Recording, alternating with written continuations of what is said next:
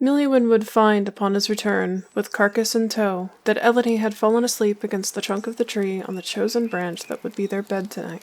Several pencils, colored with various dyes, have dropped from her lap at the large offshoots she sits on, indicating that she, for the first time since before Traherne's death, had drawn or scribbled, whichever one comes first. Having climbed the tree to wake her for supper, he would find that the journal was opened to a specific page, the parchment still fresh with the pencils she had colored it with. It wasn't any sight they've seen, camp they've stayed at, or object that caught her glance. It wasn't the falls of Auric Basin, Tarir, or even the egg. It was an eye that he would recognize as his own, captured with all of the intricate details of his face around it and the socket. It was like looking in a mirror, though it was curious how she captured the empty hole where his other eye once had been, as he rarely if ever took the patch off of his face, except to clean when Eleni wasn't looking. The last she saw it was in Maguma months ago, after his fall. The patch was lost, and needed to be replaced, of course. But he did his best to hide it. Was it really so ingrained in her mind? As he inspected it, taking in every thorn, every shade, every crack, and compared it to his own, he would see an excerpt written on the next page. He would come to also find that this was more than 1 page long, and so, being curious as he is, he began to read it silently to himself. Have you ever realized that the nightmare you were so afraid of was the life you once lived? The life you had with others before. The life or lives you shared with what should have stayed, friends or strangers in your bed. One would think that waking up from something that sounds so inviting would be the nightmare itself, but I can say for certain that is not the case for me. I've had 2 other dear hearts in my life. One failed because of his lust for power and the wrath against the Pale Mother. He used me to grow his seed, to spread nightmare and torture others that would be considered VIP targets. The other was successful enough, but short-lived, as he would find another love. The pact that he founded, that he poured so much time, love, and effort into, that he didn't bother to make time for me to break off the relationship, let alone to talk about it. Honestly, because of the Mordramoth situation, I don't think I'll ever get closure for that. And this pains me to no end. But shortly before that, even before the tree was attacked, a few weeks after Caden's death, I believe, I seemed to wake from the nightmare I described before. It was as if something happened during that fateful supper. I remember the exact meal it was when we locked eyes for only a brief moment. Our souls, even for just a second, seeming to touch before we drove back into our roasted herb and garlic hair in silence. We had been working together, on each other, though I on him a bit indirectly. In all fairness, I was thrown at Miliwen for him to balance my mental stability by Traherne. In my eyes, it was a bit unfair to him. Poor thing didn't know what to do about it for a spell, but he managed in his own way. But yet, despite how unfair it was to either of us, we blossomed. Unlikely allies from our past interactions turned into very close friends. I would even dare say he became a shield brother, as Norn would call them. But of course, after that night over roasted hare, the feelings would of course bloom. I'm unsure how long it was before he felt anything, if he did at all, before it was brought up in the Omphalos chamber after the attack. I'd like to think it was there for a while. Of course, a girl can only dream. But where to really begin from this journey? I suppose the very beginning. I was the last of the second-born to emerge from the pods.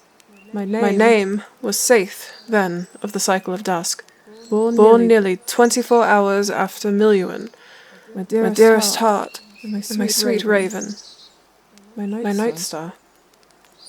My colors were also different then, opposite of what they are now. Cherry, with snow hair, eyes, glow, and markings. When I awoke, it wasn't the firstborn mentors that would greet me. It would be Miluin. He was so curious. Off, as if something had gone wrong in his development, but I found it charming. Different than the bright eyes and bushy tails of our brothers and sisters. It was he that would teach me to wield and shoot a long bow. I wasn't good at it, but he assured me that with practice, he was confident that I one day would be. It was here that I realized, back in Or, that I should have chased him instead of Caden. I felt the same warmth and light then as I do now. Yet I didn't listen. Despite all warnings to leave if I smelled something fishy, I didn't. That would be the deepest regret of my life. I won't get into particulars. I will, however, say that guilt haunts me even after Saith's death in the mind of the jungle dragon. It doesn't bother me anymore, least most days. Some days, like today, however, I can't help but feel terrible for the things I've done to him. Even if I was forced to. Can't help but wonder. Eyes are said to be the windows to the soul. His is no different. Like the beautiful scars on his body, the eye he has left tells the story of a long life that is twice as long as our age. Enough events to fill lifetimes worth of tales. Hardship, sorrow, loss, and pain are in that hardened royal blue. But I've found that if you manage to look into it long and deep enough while he looks at other parts of you to avoid the direct eye contact that vexes him, you can see how he feels about you and the series of epics that tell you why. Sometimes the love and warmth in what was otherwise cold and lonely before the gaze is enough to make me catch my breath. But this is what I can't help but wonder. If I had listened to the warnings, if I had chased Miluin then, would he be so broken? Would he have the scars that he does? Would he have fallen in Maguma? Would I be the commander? Would we even be dear hearts? Sometimes I weigh the possibility of a reality that Miluin never was found by the court or contacted by me in my attempt to escape. I would have eventually wound up in that pod and emerged as Eleni, yes. But would that not mean that everything triggered in Miluin's path because of my decision mean that he would be broken at all? Would his connection to the dream be strong enough to resist Mordramoth's turning of him? Would all of that pain and agony that would subsequently be my fault be non-existent? Would he hate what he thinks he became? Would he be so broken as he once was? I can't help but wonder. Yet, I've come to accept that the things I've done to him made us both who we are. Sure, it hurts, but what doesn't? I know my knee has something to say, hip too. So does my ankle and the dragon scar. Hell, everything that has ever been injured hurts. I digress. We are who we are because of our past. We are dear hearts, in spite of it, and I can't help but feel as if it goes so much deeper than it normally would, because of those happenings. When I sometimes wake in the night, I can't help but watch him sleep, his face relaxed from his stalwart gaze, nostrils slightly flaring in gentle breaths, the occasional hum and rumble as he dreams. I give him so much shit for one reason or another. I'm surprised he still keeps me around. Though, when he does quit back at me, it is very entertaining. I love it when he does it, actually. But despite my love for his complex personality, the love I feel for the ways he shows his own, and how he enacts the little motions of tenderness when no one else seems to notice.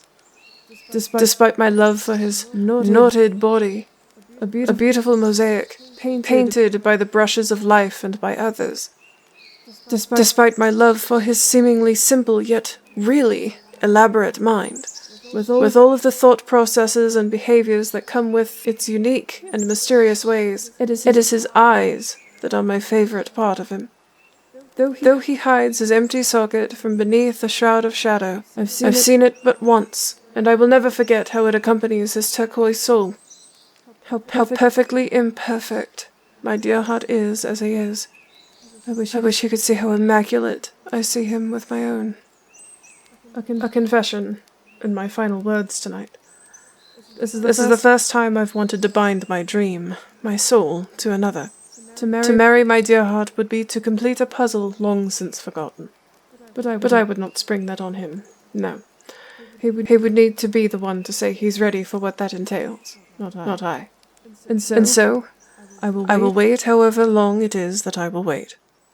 And if that day never comes, I am all right with settling in with what I have now for as long as he will put up with me.